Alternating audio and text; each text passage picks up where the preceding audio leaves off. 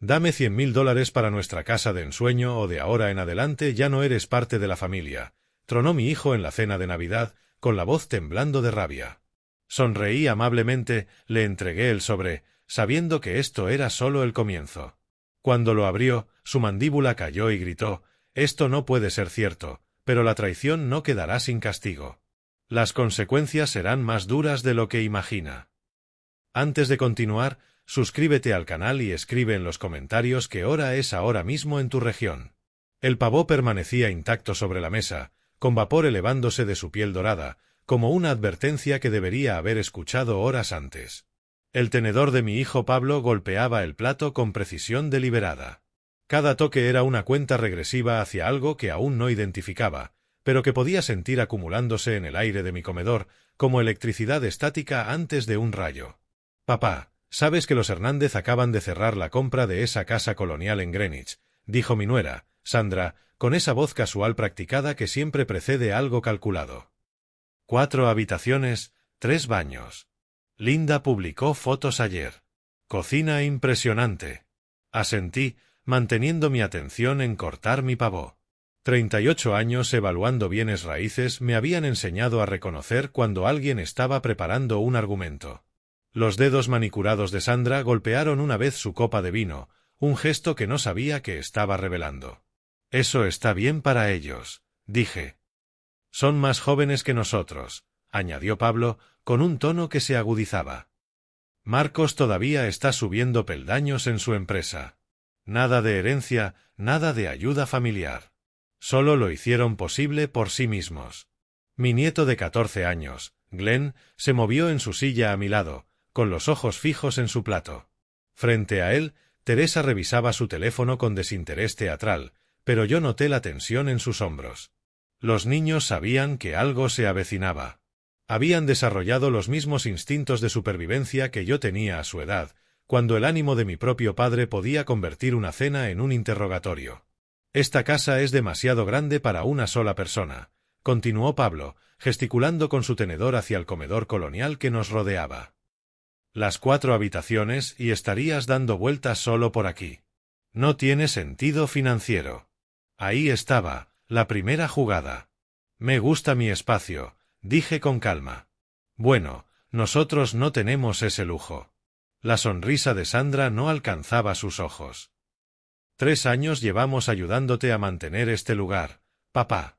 Pagando cuentas, manejando reparaciones, asegurándonos de que no estés solo. Nunca te pedí que se mudaran, dije en voz baja. La mandíbula de Pablo se tensó, ese músculo que saltaba cuando estaba a punto de perder los estribos. Lo había heredado de mí, aunque yo había aprendido a controlarme hace décadas. Él no. Ese no es el punto. Dejó el tenedor con suficiente fuerza como para que Glenn se sobresaltara. El punto es que hemos encontrado nuestra casa de ensueño. Finalmente, una oportunidad real. «Felicidades», dije. «¿Dónde está?» «Avenida Vista al Lago, en Greenwich». La voz de Sandra se volvió entrecortada por la emoción, la máscara calculada se deslizó por un momento. «Construcción nueva, acabados de lujo, 5 habitaciones. El promotor ofrece una tarifa especial, solo 1.340.000. Tomé un sorbo de agua, ganando tiempo para procesar. Propiedad frente al mar en Greenwich a ese precio significaba o problemas estructurales serios o una tasación inflada. El vendedor esperaba que algún comprador entusiasta no cuestionara. Mis instintos profesionales se activaron automáticamente, catalogando banderas rojas. «Es una inversión considerable», dije. «Es nuestro futuro», afirmó Pablo. «Necesitamos actuar rápido. Quieren $100.000 de anticipo antes del 15 de enero para asegurar la propiedad». El comedor quedó en silencio, excepto por el viejo reloj en el pasillo, marcando los segundos. Sentí todas sus miradas sobre mí. Pablo desafiante. Sandra ansiosa. Teresa curiosa. Glenn preocupado. $100.000, repetí. ¿En efectivo?, añadió Sandra rápidamente. El promotor necesita efectivo para el depósito. No es negociable.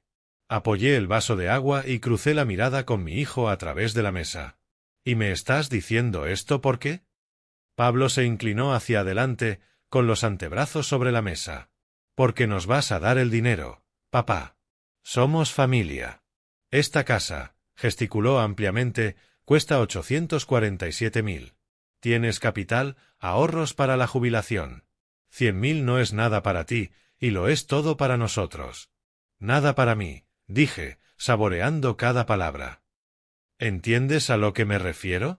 Pero la voz de Pablo había adquirido ese filo que significaba que estaba a punto de decir algo que no podría retractar. Tienes 67 años. ¿Cuánto más planeas vivir en este museo? ¿Para qué estás guardando todo eso? Pablo, empecé. No, papá. Hemos sido pacientes. Hemos estado aquí cuidándote, renunciando a nuestras propias vidas para asegurarnos de que estés bien.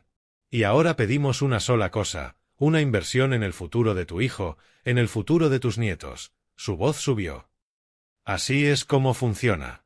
¿Nos das ese dinero para el anticipo o dejas muy claro dónde estamos parados? ¿Dónde estamos parados? Pregunté en voz baja. Pablo se echó la silla hacia atrás y se puso de pie, su imponente figura cubriendo la mesa. La mano de Sandra fue a su brazo, pero no era para sujetarlo. Era para alentarlo. Podía leerlo en la posición de sus hombros, en el brillo satisfecho de sus ojos. Lo habían planeado. O ayudas a esta familia, dijo Pablo, su voz llenando el comedor como agua helada, o ya no eres parte de ella. Tu elección, papá. $100.000, o nunca volverás a ver a estos nietos. No más cenas de domingo. No más fiestas. Morirás solo en esta casa enorme con tus relojes antiguos y tu orgullo profesional, y nadie estará allí para cuidarte. El tenedor de Teresa chocó contra su plato.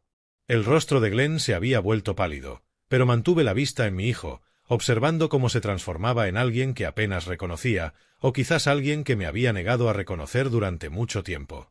El silencio se extendió por 5 segundos, 10, 15. Entonces me levanté, la silla raspando el suelo como una puerta que se cierra. Vuelvo enseguida, dije. Caminé por el comedor hasta mi estudio, con pasos medidos y tranquilos, a pesar de la adrenalina que corría por mis venas. Detrás de mí, escuché a Sandra susurrarle algo a Pablo. Su risa confiada respondió. Pensaban que habían ganado. Pensaban que regresaría con el talonario de cheques, con una promesa, con una capitulación envuelta en un lazo. El sobre blanco estaba en el cajón de mi escritorio, donde lo había colocado 4 días antes, exactamente donde sabía que podría necesitarlo. Lo levanté, sentí su peso, casi nada, solo papel y tinta, y pensé en cómo algo tan ligero podía contener una verdad tan aplastante. Cuando regresé al comedor, Pablo ya sonreía, esa sonrisa arrogante y victoriosa que decía que había sabido todo el tiempo que su ultimátum funcionaría. Los ojos de Sandra brillaban con triunfo. Incluso Teresa se animó, probablemente calculando su parte de la prosperidad en Greenwich. Solo Glenn parecía enfermo. Coloqué el sobre frente al plato de Pablo. Aquí, dije simplemente. Pablo lo tomó, sus dedos seguros al abrir el sello. Observé su rostro mientras sacaba el documento, vi su sonrisa congelarse, vi la confusión transformarse en comprensión y luego en horror. ¿Qué? Empezó. Declaración de fideicomiso en vida de la propiedad en el 1847 de la calle Timberry, dije en voz baja. Fechado el 20 de diciembre de 2024, notariado y registrado en la oficina del condado. Soy el único beneficiario y fiduciario. La casa no puede venderse, ser usada como garantía ni transferirse sin mi consentimiento escrito expreso, el cual no estoy obligado a dar. El rostro de Pablo se volvió pálido. Sandra arrebató el documento de sus manos, con los ojos escudriñando el lenguaje legal con pánico creciente. La casa está protegida, continué.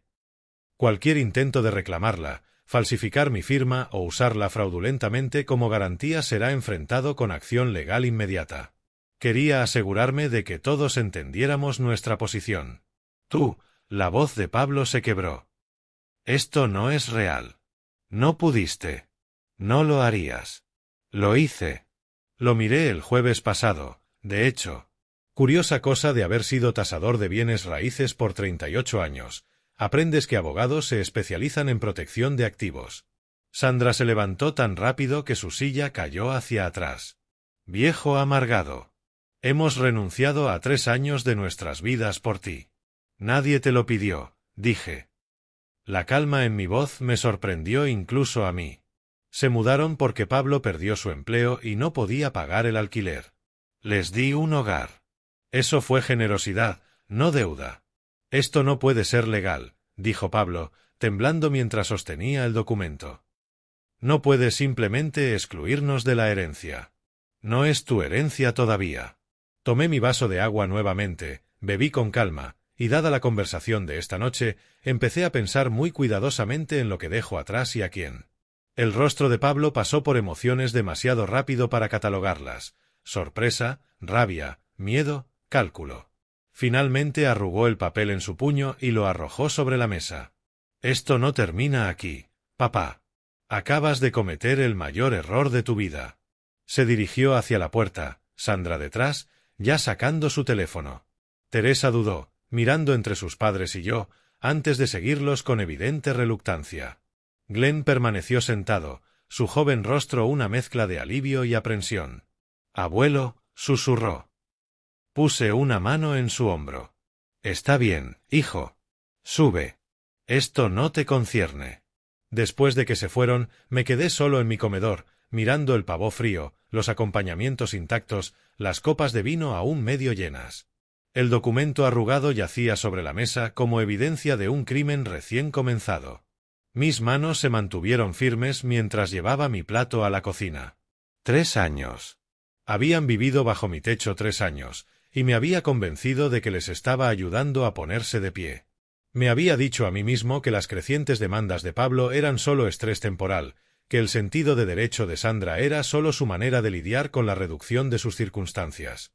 Me estaba mintiendo a mí mismo, y esa noche, en mi cocina cargando los platos en el lavavajillas, admití que conocía la verdad desde hacía meses, quizás más. La pregunta era qué iba a hacer al respecto. El 26 de diciembre llegó con ese silencio peculiar que sigue a las explosiones familiares. Pablo y Sandra permanecieron todo el día en su habitación, puerta cerrada, con voces elevándose ocasionalmente en discusión, pero nunca lo suficiente para oír palabras específicas. Teresa se había ido antes del amanecer a quedarse con una amiga. Solo Glenn bajó, deslizándose hasta mi taller en el sótano, donde examinaba un reloj de bolsillo de 1892. «¿Puedo ayudar?», preguntó, su voz tímida en la puerta. «Siempre», dije, señalando el taburete junto a mi banco de trabajo.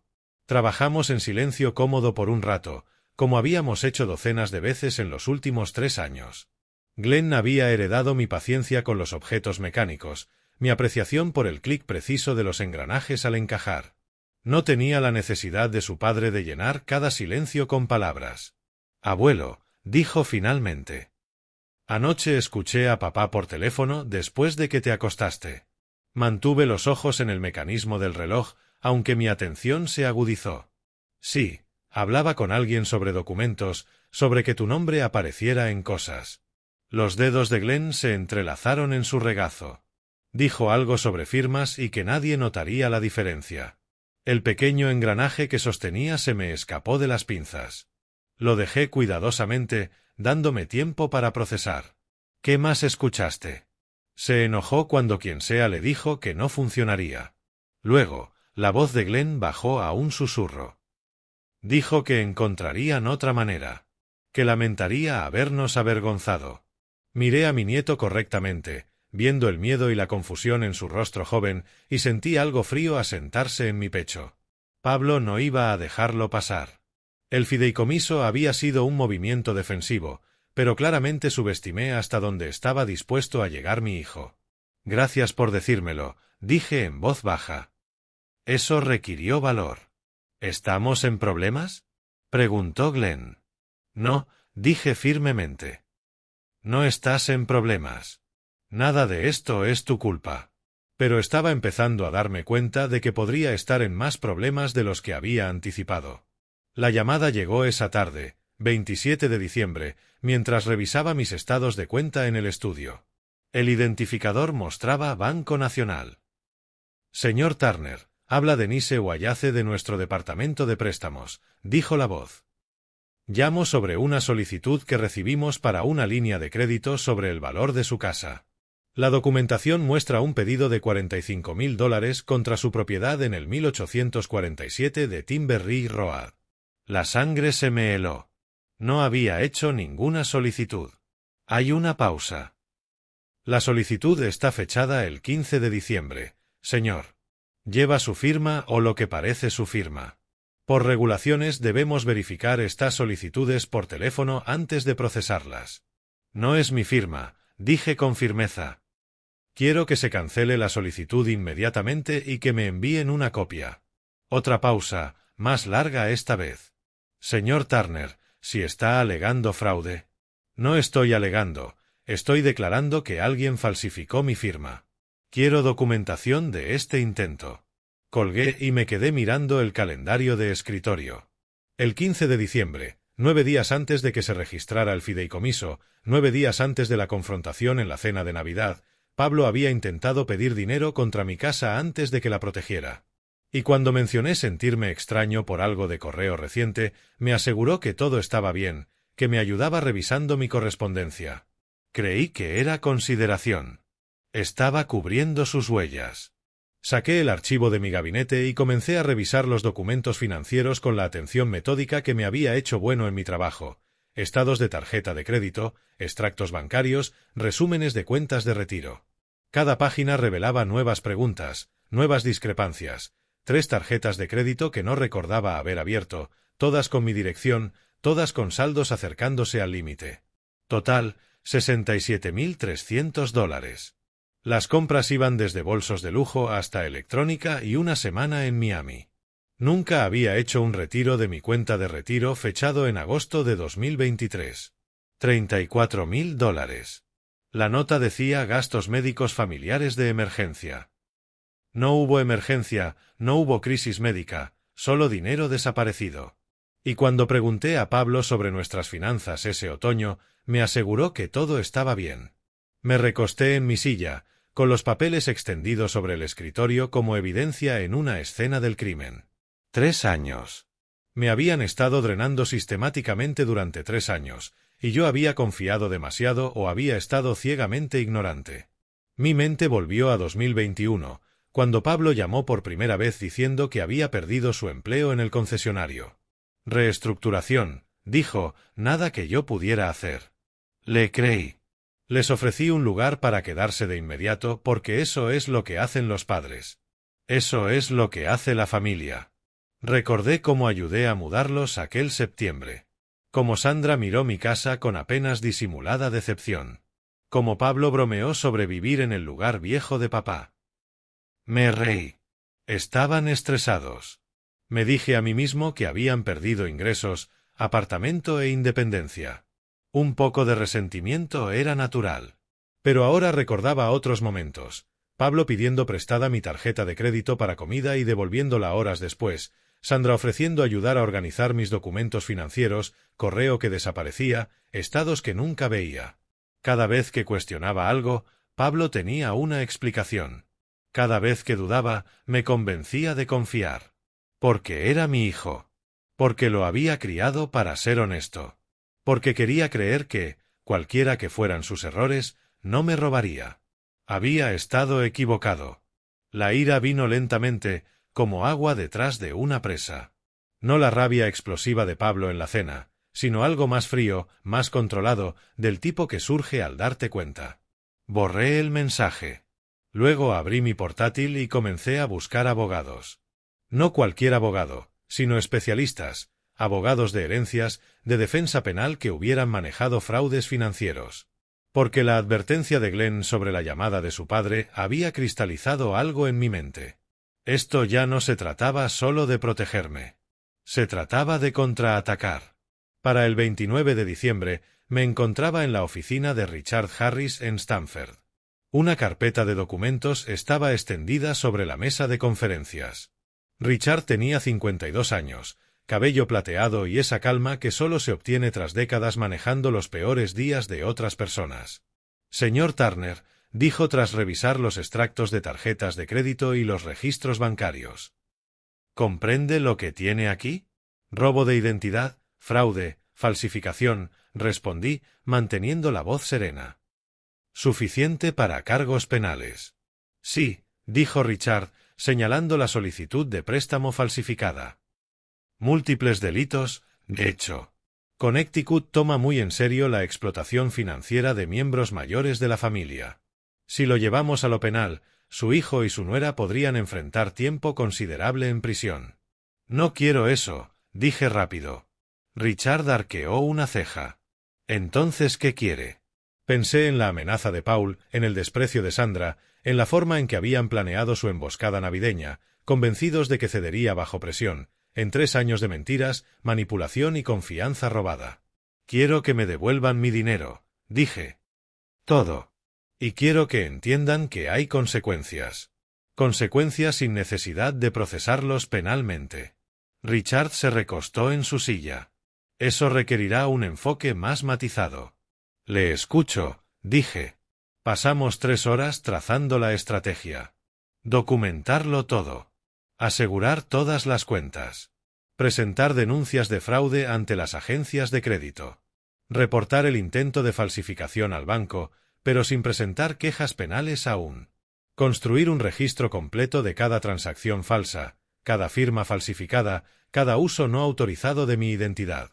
El objetivo, explicó Richard, era ejercer suficiente presión legal para que no tuvieran otra opción que cooperar en mis términos. ¿Quiere que le devuelvan el dinero? Dijo. Haremos que no pagarlo sea más doloroso que devolverlo. Era 31 de diciembre cuando finalmente me senté solo en mi estudio. Una hoja de cálculo abierta en mi portátil mostraba el alcance total del robo.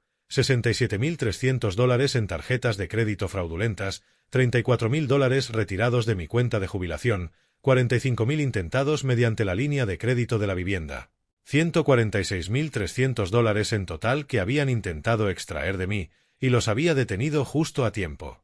Desde mi ventana, Fairfield se preparaba para la víspera de Año Nuevo. Los fuegos artificiales iluminarían el cielo a la medianoche. La gente brindaría por nuevos comienzos, por días mejores, por futuros más prometedores. Miré mi hoja de cálculo, con columnas ordenadas de robo y engaño, y sentí que algo se asentaba en su lugar. No exactamente resolución, pero claridad. Paul había dicho que tendría que elegir entre darles dinero o ser excluido de la familia. Se había equivocado. Yo no estaba eligiendo nada. Estaba retomando el control. Mis dedos se movieron sobre el teclado, actualizando un documento que había comenzado días atrás, un plan sistemático de recuperación, de justicia, para asegurar que mi hijo y su esposa comprendieran exactamente lo que significaba robarle a alguien que había pasado 38 años leyendo entre líneas de tratos inmobiliarios y detectando fraudes en transacciones. Creían que yo era solo un anciano con ahorros y patrimonio. Creían que cedería bajo presión, culpa o miedo a la soledad. Habían cometido un error fundamental. Cerré mi portátil y miré el reloj de bolsillo sobre mi escritorio, su mecanismo expuesto, cada engranaje visible bajo la luz de la lámpara. Las cosas rotas podían repararse si entendías cómo funcionaban, si tenías la paciencia y la habilidad para alinear cada componente correctamente. Mi familia estaba rota, lo había estado por mucho tiempo, tal vez desde antes de que Paul se mudara. Tal vez desde antes de que perdiera su trabajo, pero yo había terminado de fingir que podía arreglarse solo por negar que estaba rota. El reloj en el pasillo dio las 11. 1 hora para la medianoche. 1 hora para el 2025. Tomé mi teléfono y abrí la aplicación de notas. En la parte superior escribí objetivos de enero. Debajo, comencé a listar lo que debía suceder a continuación. Querían $100.000. Bien. Me devolverían cada centavo que habían robado, quisieran o no. Taylor Bishop llegó a mi casa el 2 de enero, vestido con un traje azul marino que había visto mejores días y portando un maletín de cuero que parecía haber sobrevivido a una guerra. Tenía 44 años, según la recomendación de Richard, y era un auditor forense que había cambiado las investigaciones corporativas por trabajo privado después de cansarse de proteger empresas que no lo merecían. Los dejamos sentados en la mesa. El maquillaje cuidadosamente aplicado de Sandra comenzaba a correrse con lágrimas reales. El rostro de Paul era una máscara de ira apenas contenida. En el coche de Richard de regreso a su oficina, le dije: Se están desesperando. Bien. La gente desesperada comete errores, respondió. Richard me miró. ¿Hasta dónde estás dispuesto a llegar? Pensé en los $146.300 que intentaron extraerme. En los años de mentiras y manipulaciones, en el rostro preocupado de Glenn, en la ira silenciosa de Tracy y en cómo mi casa se había convertido en un campo de batalla. Hasta donde haga falta, dije. El 1 de febrero, las compañías de tarjetas de crédito enviaron sus cartas oficiales de demanda. Paul y Sandra tenían hasta el 28 de febrero para pagar el saldo completo de $67.300 o enfrentar cobros y acciones legales. Ese mismo día, me enteré de que el banco que iba a financiar su casa de ensueño había rechazado su solicitud de préstamo. Sus puntajes de crédito se desplomaron con los reportes de fraude y ningún prestamista los tocaría ahora. La casa en Lakeview Avenue estaba oficialmente fuera de su alcance. Lo supe porque la voz de Sandra se escuchaba por los conductos de calefacción, hablando por teléfono. Nuestro crédito está destruido. No podemos aprobar nada. Esa casa se ha ido. Todo por lo que trabajamos se ha ido. Y todo porque Robert decidió ser vengativo. Sonreí en la oscuridad de mi taller. ¿Vengativo? Pensé. Eso es lo que ella llama buscar justicia por robo y fraude. El 7 de febrero, Richard llamó con noticias interesantes, la retirada de la cuenta de retiro. He revisado el poder notarial que usaron. Está definitivamente falsificado y el banco ha reconocido que su proceso de verificación falló. Podemos demandar para recuperar el dinero, pero llevará meses de litigio. ¿Cuál es la alternativa? Hacer que me paguen directamente, no a través de los tribunales, mediante un pagaré, un contrato formal con términos de pago, penalizaciones por incumplimiento y consecuencias legales si fallan. ¿Podemos hacer que cumplan? Si firman, absolutamente. Y ahora están lo suficientemente desesperados como para que quizá lo hagan. El 10 de febrero, pedí a Richard redactar 2 documentos.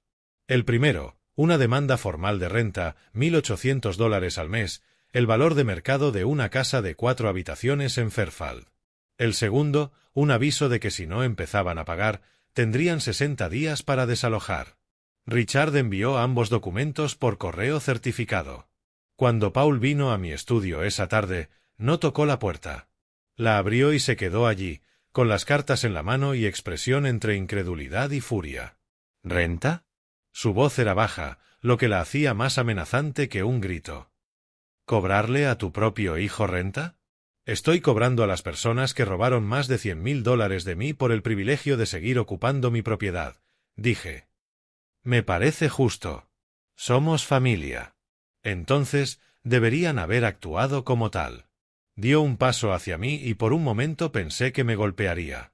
Los puños los tenía cerrados, respiración rápida, todo el encanto y manipulación desaparecidos, revelando al hombre enojado y con derecho. Pero no me golpeó. Te vas a arrepentir, dijo. Cuando Sandra y yo nos recuperemos, cuando tengamos éxito de nuevo, te arrepentirás de tratarnos así. Y cuando eso pase, no esperes ayuda de nosotros. No esperes ver a tus nietos. No esperes nada. Yo ya no espero nada de ti, Paul, dije con calma. Esa es la diferencia entre nosotros. Pensaste que mi dinero era tuyo para tomarlo. Ahora sé que mi confianza era mía para darla, y la rompiste.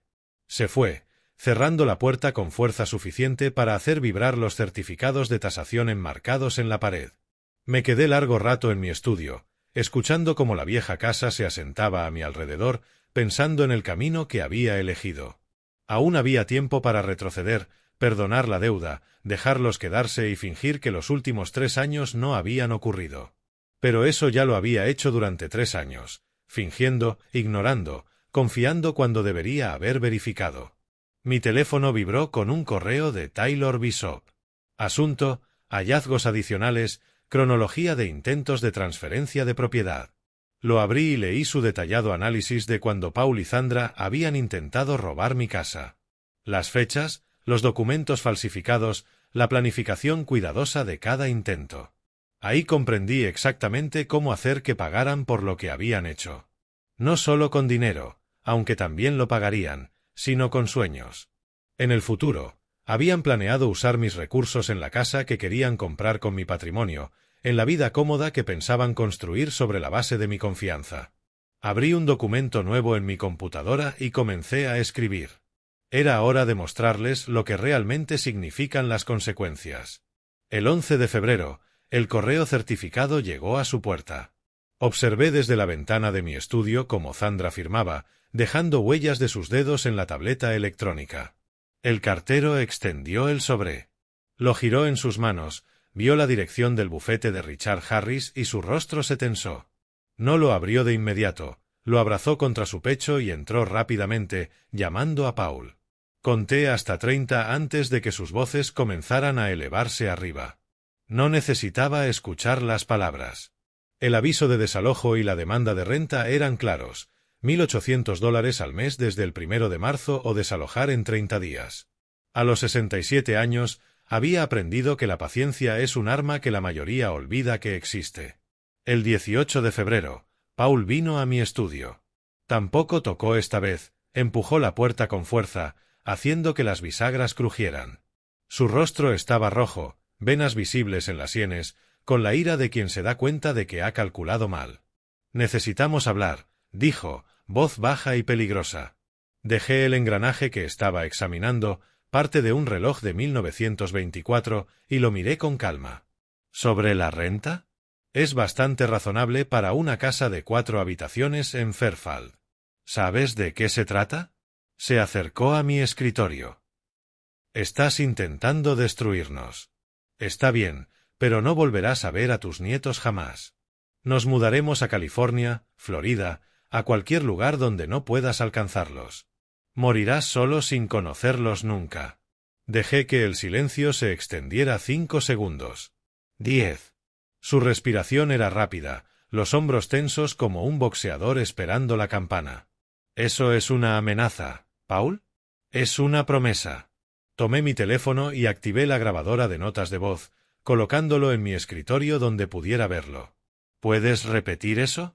Para constancia, estás amenazando con impedirme ver a mis nietos porque estoy pidiendo que pagues la renta de mercado justo de mi propiedad. Sus ojos se fijaron en el teléfono, luego volvieron a mí. Algo cambió en su expresión, la ira se transformó en cálculo. Se dio cuenta de su error. Esta conversación ha terminado, dijo, retrocediendo hacia la puerta. Pero no creas que has ganado, papá. Encontraremos una salida. Después de que se fue, envié la grabación a Richard con una nota sencilla: documenta esto con los demás. La respuesta llegó en minutos. Documentado.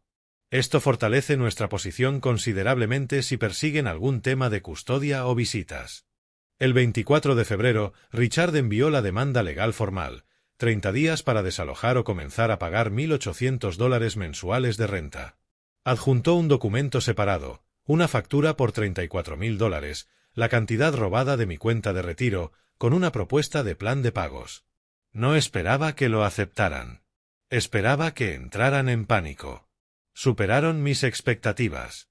El 27 de febrero, regresé de la ferretería y encontré a Zandra en la sala con solicitudes de alquiler esparcidas sobre la mesa de café. Levantó la vista cuando entré, maquillaje intacto a pesar de los ojos enrojecidos. «Estamos intentando», dijo, con voz quebradiza. «Hemos solicitado 6 lugares, pero nuestro crédito», se interrumpió, mirando los papeles como si fueran pruebas de crímenes que no había cometido. «Su crédito está dañado porque cometieron fraude», dije en voz baja. «Eso no se arregla con solicitudes de alquiler. Cometimos errores», alzó la voz. «Pero somos tu familia. Tracy y Glenn necesitan estabilidad y nos estás echando a la calle. Les doy la oportunidad de quedarse, $1.800 al mes. Ese es el trato. No tenemos ese dinero. Entonces les sugiero que consigan empleo, a ambos». Se levantó, agarrando las solicitudes con manos temblorosas. «Has cambiado. El hombre que conocí hace 3 años nunca habría sido tan frío. El hombre que conocías hace 3 años no sabía que su hijo y su nuera le estaban robando», respondí. «La gente cambia cuando descubre la verdad. El 1 de marzo no pagaron la renta. La fecha límite pasó sin un cheque, sin conversación, sin reconocimiento. El 5 de marzo, tomaba café en Miller's Coffee House en Post Road, leyendo el periódico y disfrutando del raro silencio, cuando alguien llamó mi nombre. Robert Turner. Miré hacia arriba y vi a Gregory Holmes acercándose, con una sonrisa amplia en su rostro envejecido. Greg tenía 61 años, cabello plateado y la presencia que da haber trabajado décadas en desarrollo inmobiliario. Habíamos colaborado en tasaciones de propiedades a comienzos de los 2000 antes de que él se dedicara a gestión de proyectos. Greg, me levanté para estrechar su mano. ¿Cuánto tiempo? 2 años, al menos. ¿Puedo acompañarte? Pasamos 20 minutos poniéndonos al día. Su trabajo en Precision Home Development, mi retiro, el estado del mercado inmobiliario en el condado de Fairfield. Conversación ordinaria entre antiguos colegas. Pero algo que dijo captó mi atención. Tenemos un desarrollo de lujo en Greenwich que lleva meses sin venderse, dijo Greg, removiendo el café. Hermosa propiedad en Lakeview Avenue, pero no logramos venderla. El mercado está flojo para ese precio. Mi taza de café se detuvo a medio camino de mis labios.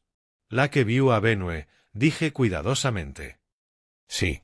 234 Lakeview. Lo conozco. El universo, reflexioné, tenía un sentido del tiempo curioso. Paul habló primero, con la voz cuidadosa y controlada. Hemos conseguido trabajo, los dos. Podemos empezar a hacer los pagos. ¿Cuánto? Preguntó Richard, con el bolígrafo suspendido sobre su cuaderno legal. Podemos pagar $1,200 al mes, dijo Sandra rápidamente. Es lo que podemos permitirnos por ahora. Cuando entren las comisiones de Paul. La renta son 1,800, interrumpí. Eso no es negociable. No podemos, empezó Paul. Entonces tienen 14 días para desalojar, dije. La compostura cuidadosamente mantenida de Sandra se quebró. ¿A dónde se supone que vamos? Nadie nos alquilará nada con nuestro crédito. Nos están acorralando. Se acorralaron ustedes mismos cuando me robaron, dije en voz baja. Les estoy ofreciendo una solución. Paguen lo que deben o váyanse. Richard deslizó un documento sobre la mesa. También está el asunto de los $34,000 de la cuenta de retiro del señor Turner. Estamos proponiendo un pagaré con pagos mensuales de $600, además de los 1,800 de renta. Obligación mensual total, $2,400. Observé el rostro de Paul mientras hacía las cuentas. Vi cómo el color se le iba de las mejillas, cómo apretaba la mandíbula hasta que los músculos saltaban bajo la piel, sus manos sobre la mesa, cerradas en puños. 2,400 al mes, repitió, con la voz hueca. Sabes que es casi imposible. Entonces hagan lo posible, dije. O declaren bancarrota y váyanse. Esas son sus opciones. Sandra parecía a punto de lanzar algo. Sus uñas perfectamente cuidadas se hundían en las palmas, dejando medias lunas rojas. Respiraba rápida y superficialmente, el tipo de respiración que precede a lágrimas o gritos. Pero no gritó. Se volvió hacia Paul. Fírmenlo, Sandra. Fírmenlo. No tenemos otro lugar a donde ir. Paul extendió la mano hacia el bolígrafo con un temblor. Ya había visto ese temblor antes en personas que acababan de darse cuenta de que lo habían perdido todo. Firmó el pagaré, cada trazo como una admisión de derrota. Cuando terminó, me miró con algo que no era exactamente odio, pero no estaba lejos. «¿Disfrutas esto?» «Me aseguro de que enfrenten las consecuencias de sus actos», dije. «Si eso me da satisfacción, es porque la justicia debería ser satisfactoria». Se levantaron de la mesa sin una palabra más. Escuché sus pasos pesados por las escaleras, la puerta de su habitación cerrarse con fuerza, haciendo vibrar las ventanas. Richard recogió los documentos firmados, guardándolos en su maletín con la eficiencia de alguien que ha manejado cientos de casos similares. El primer pago vence el 1 de abril. Si lo incumplen. Lo sé, dije. Los procedimientos de desalojo comienzan de inmediato. Después de que Richard se fue, bajé a mi taller. Glenn ya estaba allí, sentado en su taburete habitual, manos juntas en el regazo. Escuché, dijo en voz baja. 2,400. Hicieron sus elecciones, dije, recogiendo las herramientas que había dejado dispersas sobre mi banco de trabajo. Ahora deben vivir con ellas. ¿Qué pasa si no pueden pagar? Entonces se van. Tomé un destornillador diminuto y empecé a trabajar en el mecanismo de un reloj que había estado restaurando durante semanas, y ellos aprendieron que robar tiene consecuencias. Glenn me observó en silencio un rato, luego preguntó: «Abuelo, ¿hacia qué estás construyendo esto?» Miré a mi nieto, con su serio rostro de 14 años, y vi una inteligencia que me recordaba a mí a su edad, observador, reflexivo, capaz de ver patrones donde otros veían caos. «Justicia», dije simplemente. «Estoy construyendo hacia la justicia». El 1 de abril llegó con mi primer cheque de Precision Home Development, $8,500. Lo deposité y me senté en mi estudio, revisando la lista de proyectos que Greg había enviado. Mañana empezaría mi evaluación de 234 Lakeview Avenue, la casa que Paul y Sandra habían exigido que financiara, el sueño que habían estado dispuestos a amenazar y manipular para obtener. Abrí un nuevo documento en mi computadora y empecé a redactar mis notas preliminares de análisis de mercado. El trabajo era profesional, exhaustivo, basado únicamente en ventas comparables y datos del mercado. Pero sería mentira decir que no sentía cierta satisfacción al saber que mi experiencia profesional estaba a punto de contribuir a que sus sueños se desmoronaran aún más. La pregunta de Glenn resonaba en mi mente: ¿hacia qué construyes esto? La respuesta era simple. Estaba construyendo hacia el momento en que Paul y Sandra comprendieran que cada dólar que habían robado, cada firma que habían falsificado, cada mentira que habían dicho, tenía consecuencias mucho más allá de lo que habían imaginado. Y me aseguraría de que esas consecuencias fueran completas, legales e ineludibles. El reloj sobre mi banco de trabajo avanzaba con precisión, cada engranaje acoplándose perfectamente al siguiente. Las cosas rotas podían repararse si entendía su mecanismo. El tiempo robado podía restaurarse si eras lo suficientemente paciente para trabajar en cada componente. La justicia, aprendería, funcionaba de la misma manera. El 3 de abril llegó con una mañana primaveral fresca que hacía que Connecticut pareciera hermoso. Conduje a la oficina de Precision Home Development en Greenwich, con mi maletín que contenía archivos de proyectos y mi computadora portátil cargada con datos de propiedades comparables. Greg me recibió en la sala de conferencias, con el café ya servido. «Robert, me alegra verte. Vamos a repasar las nuevas asignaciones». Extendió una lista de propiedades sobre la mesa: desarrollos residenciales, casas de lujo, proyectos comerciales. Mis ojos se detuvieron en el tercer elemento: 234 Lakeview Avenue, Greenwich. Manteniendo mi expresión neutral, profesional. «Esta lleva tiempo en el mercado. 4 meses sin interés serio», dijo Greg, golpeando el archivo. «La gerencia está nerviosa. El precio listado es de $1,340,000, pero nos preguntamos si es realista. Necesitamos una evaluación honesta, no suposiciones». Tomé el archivo, revisé las especificaciones: 5 habitaciones, 4 baños, acabados de lujo en toda la casa. La misma casa que Paul había exigido con $100,000 de mi dinero. La misma que Sandra había publicado en sus redes sociales, llamándola nuestro futuro hogar soñado. La ironía era casi dolorosa.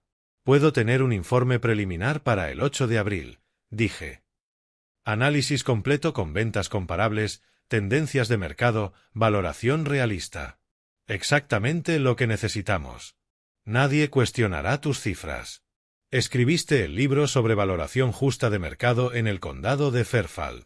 Pasé los siguientes 3 días haciendo lo que había hecho durante 38 años, evaluando propiedades. Fui a Lakeview Avenue, recorrí la casa, tomé medidas, examiné acabados.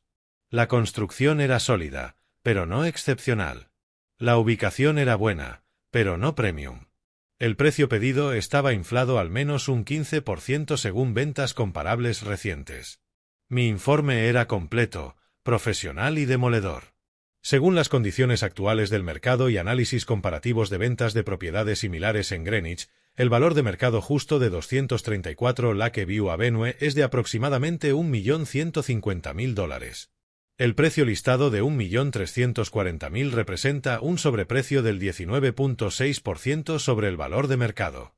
Entregué el informe el 8 de abril. Para el 10 de abril, Precision Home Development había reducido el precio listado a $1.150.000. El 12 de abril, el nuevo precio se hizo público. Aquella noche, estaba en mi taller cuando escuché la voz de Sandra desde arriba, cargada de incredulidad. «Paul, ven a ver esto». Sus pasos resonaban arriba. Dejé mis herramientas y escuché. La casa de Lakeview bajó a $1.150.000, dijo Sandra por los conductos de calefacción. Son 190.000 menos, respondió Paul con voz pesada, derrotado. Si la hubiéramos comprado cuando queríamos, no habríamos podido. Nuestro crédito ya estaba arruinado. Pero aún así, podríamos haber hecho muchas cosas si papá no nos hubiera saboteado. Me permití una pequeña sonrisa. Todavía no lo sabían. No se daban cuenta de que la casa de sus sueños pertenecía a la empresa que me contrataba, que yo era quien la había evaluado y que mi experiencia profesional había sido el instrumento de la reducción del precio. A veces, la mejor venganza era la que la gente ni siquiera sabía que ocurría.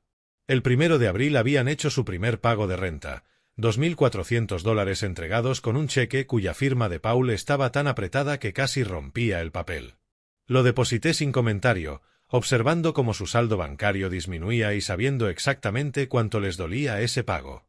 Su ingreso combinado era de $6.200 mensuales antes de impuestos, aproximadamente $4.800 después. Los $2.400 que me pagaban los dejaban con otros $2.400 para todo lo demás: comida, servicios, gasolina, seguro del auto, teléfono. Vivían de sueldo a sueldo, cada dólar contado. La vida de lujo que habían construido con mi dinero robado se evaporaba como el rocío de la mañana. A veces los veía en la cocina, Sandra calculando cuentas en su teléfono, Paul mirando al vacío con los ojos huecos de quien se da cuenta demasiado tarde de que los actos tienen consecuencias. Las cenas caras habían cesado. La ropa de diseñador de Sandra se relegó al fondo del closet, reemplazada por básicos de tienda de descuento. Su Instagram, antes lleno de imágenes cuidadosamente curadas de prosperidad, estaba en silencio. El 18 de abril leía en mi estudio cuando voces elevadas estallaron arriba. No eran Paul y Sandra esta vez. Eran Tracy y su madre. «Me mentiste», gritó Tracy con voz quebrada por la traición. «El abuelo nunca te dio permiso. Son firmas falsificadas». Glenn me mostró los documentos. «Tracy, cariño, no entiendes», empezó Sandra. «Entiendo perfectamente. Le robaron. Usaron su identidad para comprar todas sus cosas caras, y ahora intentan hacer que él sea el villano. Somos sus padres. Deberías estar de nuestro lado. Estoy del lado de la gente que no comete fraude». Una puerta se cerró con fuerza, haciendo vibrar las ventanas. Minutos después, escuché los pasos de Tracy bajando al sótano. Apareció en la puerta de mi taller, rostro sonrojado, ojos rojos. «¿Puedo quedarme aquí un rato?», preguntó en voz baja. «Claro», dije, señalando el taburete libre. «¿Quieres ayudar con este reloj de bolsillo? El mecanismo del resorte necesita ajuste». Trabajamos en silencio durante 20 minutos antes de que hablara de nuevo.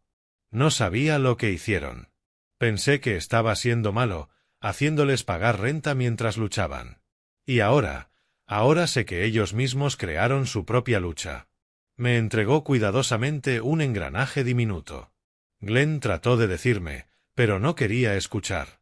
Quería creer la versión de mamá, donde tú eras el malo. «Es más fácil creer que alguien más tiene la culpa», dije. «Se necesita valor para enfrentar la verdad incómoda». Me miró, esta joven de 16 años que estaba aprendiendo que sus padres no eran quienes había pensado. «¿Vas a hacer que se vayan? Solo si no cumplen con los pagos. El pagaré es claro. $2.400 al mes. Si fallan, están en incumplimiento. ¿Crees que lo lograrán?». Pensé en su situación financiera, la agencia de cobros respirándoles en la nuca, la fecha de corte pendiente por los $67.300 de cargos fraudulentos. Creo que se esforzarán mucho. Si tienen éxito, dependerá de las decisiones que tomen a partir de ahora. El 20 de abril me reuní con Greg en la oficina de Precision Home. Tenía noticias sobre Lakeview Avenue. Tenemos un comprador potencial, dijo, mostrando un correo en su computadora. Pareja ejecutiva joven, preaprobada para financiamiento, pero cautelosa. Quieren una segunda tasación independiente antes de comprometerse. ¿Podrías hacer otra evaluación? Más detallada esta vez, buscando cualquier problema que pueda afectar el valor. ¿Para cuándo la necesitan? Para el 15 de mayo sería ideal. Acepté, ya sabiendo lo que una inspección más exhaustiva podría revelar. Las casas siempre tenían problemas ocultos. La pregunta era si eran significativos como para justificar otro ajuste de precio. Mientras manejaba a casa, reflexioné sobre las capas de ironía acumulándose. La casa de los sueños de Paul y Sandra alejándose con cada informe profesional que presentaba. El dinero que me habían robado ahora financiaba mi capacidad de desmantelar sistemáticamente sus aspiraciones.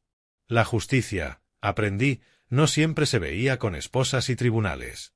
A veces se veía en informes de análisis de mercado y ventas comparables. A veces era metódica, profesional y completamente legal, y a veces eso era lo más satisfactorio de todo. El 25 de abril fue inusualmente cálido. Estuve en la casa vacía de 234 Lakeview Avenue, con el portapapeles en mano, examinando cada rincón con la atención al detalle que da décadas de práctica. Los acabados eran impresionantes a primera vista: encimeras de granito, pisos de madera, electrodomésticos de alta gama. Pero no miraba superficies. Miraba la estructura, los sistemas de cimientos que mantenían una casa funcional más allá de su apariencia estética. En el sótano encontré grietas capilares en la pared de cimiento. No catastróficas, pero preocupantes. Evidencia de infiltración de agua menor, antigua pero presente. El sistema de drenaje alrededor del cimiento estaba mal nivelado, dirigiendo agua hacia la casa en lugar de alejarla. En el espacio de arrastre, ventilación inadecuada que provocaría problemas de humedad en 5 años. Documenté todo con fotos y notas. Calculé el costo para corregir estos problemas: reparación de cimientos, corrección de drenaje, mejora de ventilación del espacio de arrastre, aproximadamente $45,000 que cualquier comprador informado necesitaría cubrir. Mi informe fue claro. Aunque la propiedad presenta bien estéticamente, la inspección estructural revela problemas de drenaje y deficiencias de ventilación que requieren aproximadamente $45,000 en reparaciones. Valor de mercado ajustado considerando las reparaciones necesarias: $1.150.000. Entregué el informe el 30 de abril. El 2 de mayo sonó mi teléfono. La voz de Paul estaba tensa, con furia apenas contenida. «Sé lo que estás haciendo». Dejé el reloj que reparaba. «¿Qué estoy haciendo, Paul?» Esa casa de Lakeview bajó de nuevo a $1.100.000. Un amigo agente inmobiliario me dijo que el desarrollador citó problemas estructurales en su último informe de evaluación. Su voz se elevó. «Estás trabajando para ellos, ¿verdad? Estás destruyendo deliberadamente el valor de la casa». «Hago tasaciones inmobiliarias profesionales», dije con calma. «Si una propiedad tiene problemas que afectan su valor, tengo la obligación ética de reportarlos». «¿Tienes un problema con la ética profesional?» El silencio al otro lado estaba cargado de rabia impotente. Sabía que yo estaba involucrado, que influía en el precio, que cada dólar que caía era otro clavo en el ataúd de sus sueños. Pero también sabía que no podía hacer nada. Mi trabajo era legítimo, profesional, basado en análisis objetivos. Que coincidiera con mi satisfacción personal era pura coincidencia temporal. «Nos estás destruyendo», dijo suavemente. «No, Paul, ustedes se destruyeron al robarme. Yo solo me aseguro de que enfrenten las consecuencias». Colgó sin decir una palabra más. El 8 de mayo, Sandra vino a mi estudio. Había perdido peso el último mes, el rostro demacrado, la ropa de diseñador reemplazada por marcas genéricas. Se paró en la puerta, luciendo más pequeña, disminuida de algún modo. «Encontré una casa», dijo sin preámbulos. «En Stamford, $485,000. No es Greenwich, pero es decente. Buen vecindario, buenas escuelas para los niños. Felicidades. Necesitamos la preaprobación de la hipoteca». Esperaba, se detuvo, tragó saliva. Esperaba que pudieras escribir una carta al banco explicando que estamos al día con la renta, que somos confiables. La miré. Esta mujer que había gastado $8.450 de mi dinero robado en bolsos de diseñador. ¿Cuál es tu puntaje de crédito ahora? Su mandíbula se tensó. 520. La agencia de cobros presentó su reclamación. Sí. ¿Y crees que una carta mía convencerá a un banco de prestarles $500,000 cuando su puntaje está en el sótano y están activos en cobros? Pensé, su voz se quebró. Pensé que tal vez ayudarías por Tracy y Glenn. Se merecen estabilidad. Incumplir cualquiera de las deudas desencadenaría consecuencias inmediatas. Desalojo por mi parte, juicio legal por parte de la agencia de cobro. Simplemente, estaban atrapados. El 12 de junio llegó un sobre de Precision Home Development. Lo abrí en mi estudio, ya sabiendo lo que diría. El correo de Greg había sido entusiasta. Robert, la Junta está encantada con tu trabajo. Tus evaluaciones han sido consistentemente precisas y profesionales. Nos gustaría extender tu contrato por un año más, con un aumento a $9,200 al mes. La carta formalizaba la oferta. La firmé y la devolví ese mismo día. Esa tarde, Glenn me encontró en mi taller, limpiando herramientas y organizando mi banco de trabajo. Se sentó en su taburete habitual, callado durante un buen rato antes de hablar. Papá ha estado buscando segundos empleos, dijo. Lo escuché por teléfono con un almacén que hace turnos nocturnos. Eso es práctico, respondí. Mamá está intentando ascender a subgerente en su tienda. Cree que podría significar $400 más al mes. Asentí, anotando en mi libro de cuentas. La colección de relojes de bolsillo que mantenía como inventario, cada pieza documentada con precio de compra, valor estimado y costos de restauración. Abuelo, dijo Glenn con cuidado, ¿por qué todavía los dejas vivir aquí? Era una pregunta justa. Podría haberlos desalojado en marzo, obligándolos a la calle con su crédito arruinado y deudas crecientes.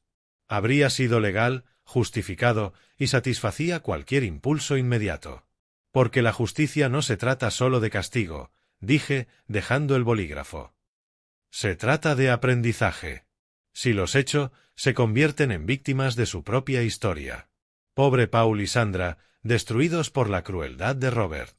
Pero si se quedan aquí pagando cada mes, viendo cómo su estilo de vida se reduce mientras devuelven lo que robaron, esa es una lección que recordarán. ¿Crees que realmente aprenderán? Creo que no robarán a nadie más, respondí, mirando a mi nieto.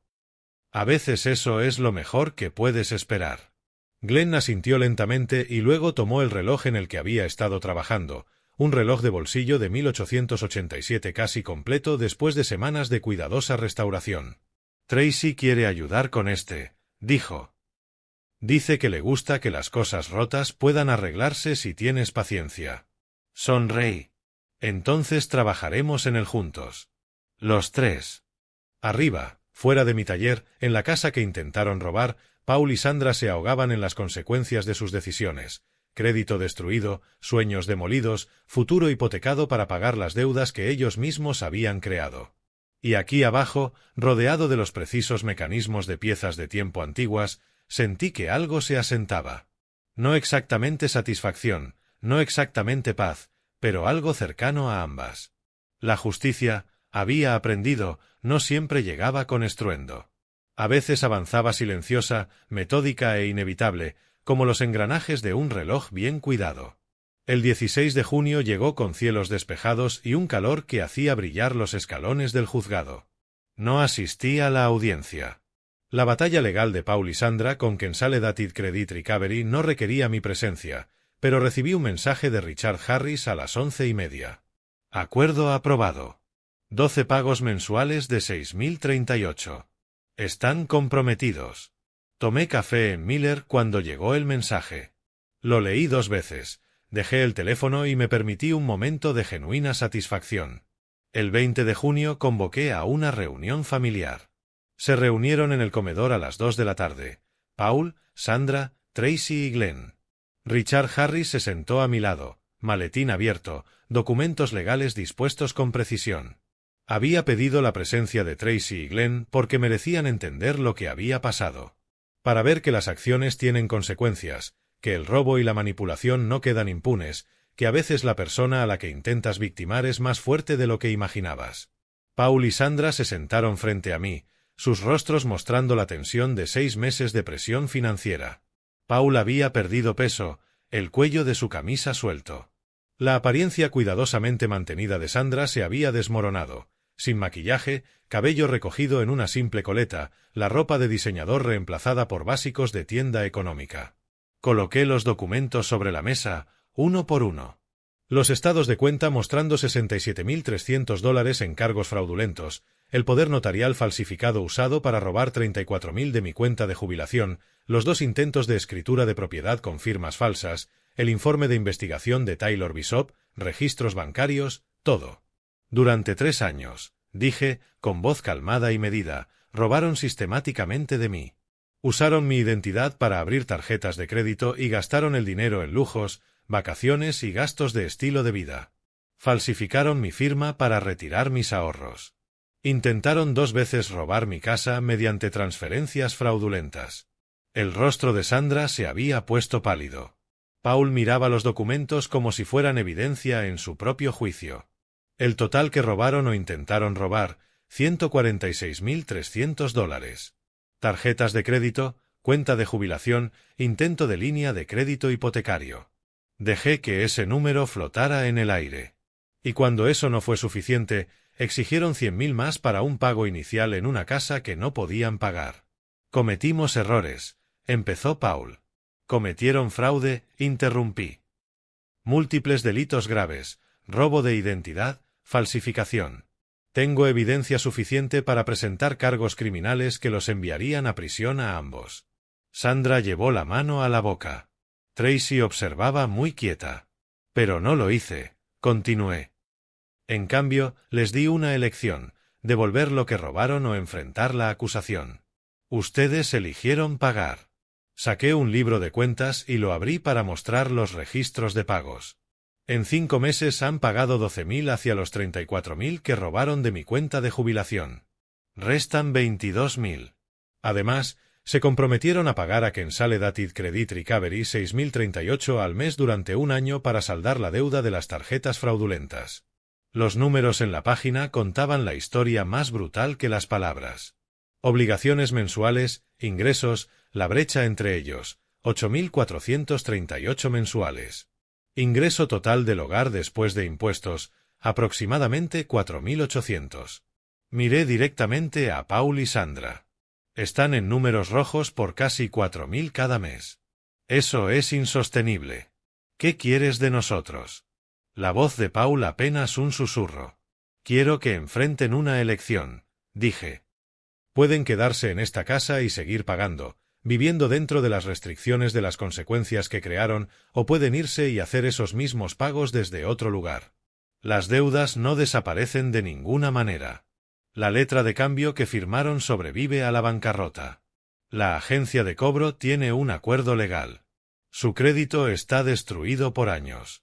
Hice una pausa, dejándolos absorber la totalidad de la situación. Si se quedan, siguen mis reglas. Pagan cada dólar que deben, trabajan los empleos que sean necesarios para cumplir con sus obligaciones, viven honestamente, respetan esta casa y el hecho de que es mi propiedad, no de ustedes. Y cuando Tracy y Glenn cumplan 18, los dejarán decidir sobre su relación conmigo.